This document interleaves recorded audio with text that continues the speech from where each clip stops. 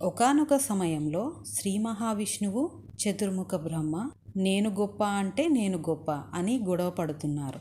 అప్పుడు వారి ఇద్దరి మధ్యన ఒక జ్యోతిస్తంభం వచ్చింది.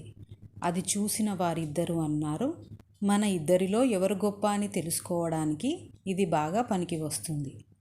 ఈ జ్యోతిస్తంభం యొక్క మొదలు చివర తెలియడం లేదు.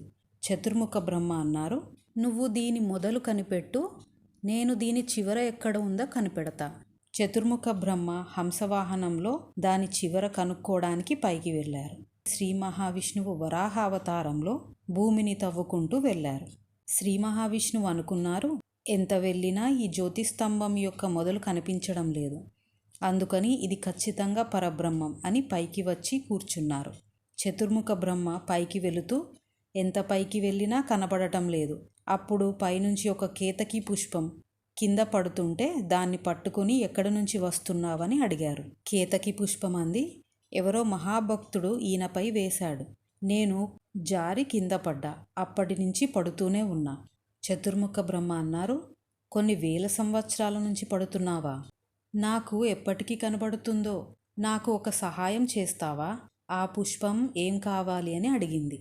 కిందకి వెళితే శ్రీ మహావిష్ణువు ఉంటాడు, నేను ఈ జ్యోతిస్తంభం యొక్క చివర చూశాను అని సాక్ష్యం చెబుతావా? ఆ పుష్పం చెబుతా అంది. ఇద్దరు కిందికి వెళ్ళారు. చతుర్ముఖ బ్రహ్మ శ్రీ మహావిష్ణువుని అడిగారు, నీకు మొదలు కనపడిందా? ఎంత కిందకి వెళ్ళినా కనపడలేదు అన్నారు శ్రీ మహావిష్ణువు. బ్రహ్మ అన్నారు, నేను చివర చూశాను, దీనికి సాక్ష్యం ఈ కేతకి పుష్పం. కేతకి పుష్పం ఈయన చూశాడు అని చెప్పింది. ఈ జ్యోతిస్తంభం నుంచి మహాశివుడు వచ్చి అన్నారు, పరబ్రహ్మ దర్శనం అయ్యింది అని అబద్ధం చెప్పావు బ్రహ్మ, అందుకని నీకు భూమిపై పూజ ఉండదు, కానీ నువ్వు బ్రహ్మస్థానంలో గౌరవింపబడతావు.